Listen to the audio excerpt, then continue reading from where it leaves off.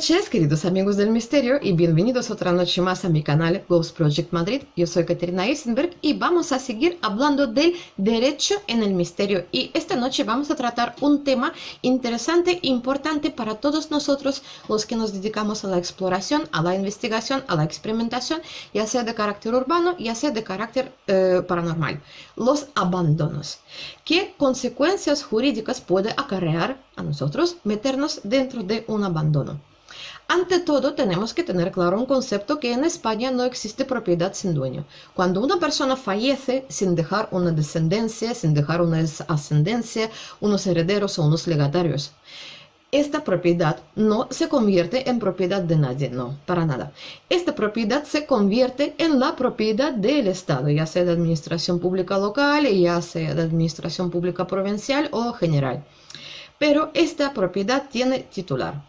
¿Qué es lo que pasa en muchos de los casos? Que los edificios grandes son muy caros de mantener y se dejan a su suerte porque la administración pública no tiene dinero o no le ve una utilidad a la cual le puede dar a un edificio en concreto. Entonces estos edificios se abandonan a la intemperie, al vandalismo, a los destrozos que suelen sufrir y pues esto se controla más o menos porque suele venir la Guardia Civil, suele venir la policía buscando si hay gente que se mete dentro, suelen recibirse avisos por parte de vecinos o gente de la zona diciendo que en tal sitio se ha metido gente. Bueno, vamos a distinguir la propiedad de la administración pública de la propiedad privada de las personas que son particulares o de las personas que son personas jurídicas.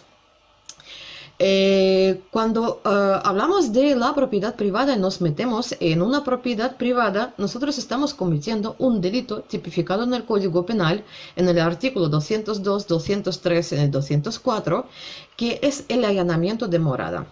Tenemos que comprender el concepto de morada. Morada puede ser una persona que mora una vivienda. Esta vivienda se convierte en la morada de esta persona, pero también se consideran morada las segundas residencias. Por ejemplo, si una familia tiene declarada como primera residencia en una dirección, un piso, una casa, una localidad tal, y tiene otra propiedad que no le está dando utilidad, que es, puede calificarse de un abandono o puede no calificarse de un abandono, esta propiedad puede ser perfectamente comprenderse en, digamos, en el sistema jurídico español como la segunda morada de la persona o de la familia. Entonces, cuando nos metemos en propiedad privada, nosotros estamos en la mayoría de los casos cometiendo el allanamiento de morada. Otra cosa es para qué nos metemos en esta propiedad. Lo normal, si nos viene la Guardia Civil, nos pide la documentación, nos identifica. Lo normal es que te invitan a salir sin más. Pero la cosa se puede complicar. Si tú has roto una valla, si tú has robado algo, si tú has cogido algo, si te pillan cogiendo algo, por lo que vas a responder, lo primero son los daños civiles al inmueble, a la propiedad. Tienes que responder por esos daños y, lógicamente, si has robado algo, pues entonces esto ya se convierte en delito tipificado en el Código Penal. Delito ya dependiendo de la gravedad. Puede ser hurto, puede ser extracción de bienes, puede ser determinada serie de cosas. Bueno, vamos a hablar de los edificios que son propiedad del Estado. ¿Qué es lo que pasa con estos edificios? ¿Por qué nos multan? En el artículo 202 del Código Penal están recogidas las multas. Será castigado con pena de prisión de 6 meses a 2 años. El particular que sin habitar en ella entrara en morada ajena o se mantuviera en la misma contra la voluntad de su morador. Con lo cual, cuando hablamos de un edificio vacío, como por ejemplo un hospital abandonado, un hotel abandonado, cualquier establecimiento abandonado, ¿qué es lo que sucede ahí? No hay un morador físico.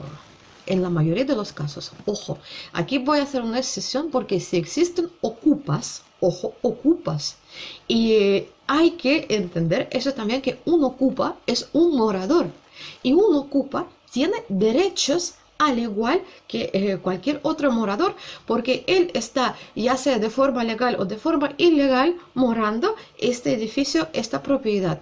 Entonces, cuando nosotros nos metemos en un sitio y hay ocupas, Que a mí me ha pasado, lo primero que tienes que hacer es ir a hablar con esos ocupas, solicitarles el permiso, que te den permiso para que tú hagas lo que tú quieras hacer.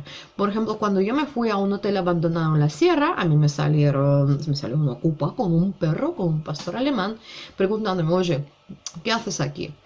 Y yo le dije, pues mira, he venido aquí a hacer algunas fotos y me han dicho que este edificio hay alguna clase posible de actividad paranormal. Dice, sí, tú puedes venir aquí a grabar, a probar si hay algo, pero hoy no, mañana. Pues, al día siguiente yo, lógicamente, yo ya no estuve. Pero sí, me concedió el permiso, hoy no, pero mañana. Le pregunté por qué hoy no, dice, porque tenían que retirar una serie de cosas, ¿no? Ya imagináis cuáles, ¿no? Bueno, hay que pedir el permiso a los ocupas porque los ocupas son moradores. En cuanto hay un ocupa, esto se convierte en morada y esto se convierte en allanamiento de morada. Vale, de aquí seguimos. Porque la sanción administrativa, si el Código Penal recoge penas penales. Porque si nos metemos en una propiedad del Estado, ya no hablamos de morada. Hay un vacío legal en torno a este asunto. Ya nosotros no hablamos de morada. Nosotros hablamos de algo, un término intermedio que está colgado en el aire, que ni es un delito penal, ni deja de ser propiedad de nadie. Entonces, ¿qué es lo que pasa y por qué nos multan? Si nosotros nos metemos en lo que es la propiedad militar, hay que tener mucho cuidado porque ahí sí que te va a caer la multa, sí o sí, si te pillan. Propiedad militar, os puedo poner el ejemplo del hospital de la Sierra Madrileña, el hospital de la Marina. El hospital de la Marina tiene carteles por todos los lados, multa, multa, multa, multa, no te metas ahí que te van a multar. Los mismos vecinos de la zona te llaman a la Guardia Civil, la misma Guardia Civil está, la mayoría de los casos, en la misma puerta de la entrada del hospital vigilando para que no se meta la gente. Ahí no hay almacenado nada importante, realmente es un edificio absolutamente que no tiene nada, no tiene ningún interés real para que estén ahí los militares, los guardias civiles protegiéndolo. Pero aún así es propiedad militar, es propiedad del Estado. Entonces, el Estado realmente y la policía y la Guardia Civil no te quieren meter una condena penal porque una condena penal es lo que se te queda marcado ya de por vida. Eso se queda en tu expediente hasta el último día de tu vida. No sé qué cambios del nombre, del apellido, del DNI, aún así cambiándolo, esto seguirá estando ahí. Entonces, se resuelve con una propuesta a sanción administrativa, una multa administrativa. Entonces, esta multa normalmente pues versa alrededor de unos 300 euros o de los 300 euros para arriba, dependiendo del caso. Entonces, ¿esta sanción se puede recurrir? Por supuesto que sí, pero lo normal es que esta serie de recursos no se admiten a trámite o no se les da salida. Entonces, una vez te han multado, puedes recurrirlo, puedes no recurrirlo, pero la multa te va a llegar más o menos para que me entendáis. Bueno, entonces, cuando habla el Código Penal del allanamiento de morada, de la pena penal por debajo de 2 años, estamos hablando de pena de prisión por debajo de 2 años, no vas a entrar en prisión. Ahí que no nos entre el miedo, ni el yuyu, ni el susto de la vida, porque todo lo que es inferior a 2 años y un día no se entra en prisión. En lo que se traduce esta condena en que los días a los que te condenan de forma penal se multiplican por una cantidad pecuniaria establecida por el juez según el momento en el que se te condena. Y esta cantidad pecuniaria se multiplica por esos días que te da una suma y esta suma se traduce en una multa penal, una multa que vas a tener que pagar de una forma o de otra forma. Luego en el 203, en el artículo 203, que es bastante más extenso, que lo pondré a continuación, pues se da algún caso específico, algún agravante.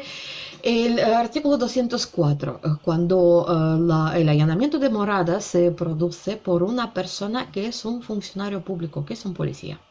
un policía o un guardia civil, yo creo que todos nosotros, o casi todos nosotros, en nuestros grupos de trabajo, de experimentación, de investigación, todos tenemos a algún funcionario o funcionario público.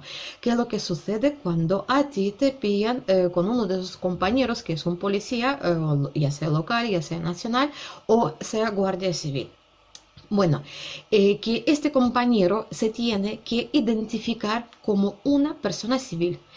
Si un funcionario, si un policía ha bebido y le para la prueba de alcoholemia, no se le ocurre sacar la placa. Con lo cual, esto es un agravante tremendo. Se saca el DNI, se presenta con el DNI, pero a nadie se le ocurre, a ningún policía, bueno, sí, bueno, no ha habido casos, pero lo normal es que a nadie se le ocurre sacar la placa, el carnet de funcionario público. Entonces, aquí pasa absolutamente lo mismo. Presentaros como civiles, a hablar con la policía, a hablar con la Guardia Civil. Ante todo, son personas. Tenemos que recordar que la policía y la Guardia Civil son personas como tú, son personas como yo. Y son personas absolutamente respetables, y si ellos vienen a echarte, no vienen a joderte, no, vienen en ejercicio de sus funciones, están haciendo su trabajo, lo cual es su labor. Al igual que un camarero sirve un café, un policía viene a cumplir con su trabajo.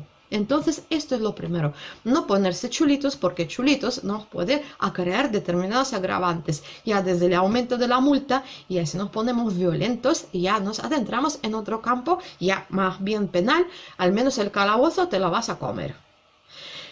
Bueno, pues por aquí a continuación os pondré los artículos referentes, el artículo 18.2 de la Constitución Española, que define lo que es la inviolabilidad del domicilio. El concepto de domicilio es el antecesor del concepto de morada. Entonces luego os pondré el 202, el 203 y el 204 para que lo leáis detenidamente y para que conozcáis un poquito la ley. Si tenéis alguna consulta que hacerme, lo podéis hacer sin ningún problema, sin ninguna duda, o a través de los comentarios en este vídeo, o a través de lo que son mis redes sociales, mi Facebook, escribiéndome por privado. No siempre contesto porque no siempre me llegan los mensajes de las personas que no tengo agregadas, y también lo podéis mandar a correo electrónico ghostprojectmadrid, tal cual como se llama canal, todos juntos, @gmail.com. Bueno, hasta aquí y buenas noches.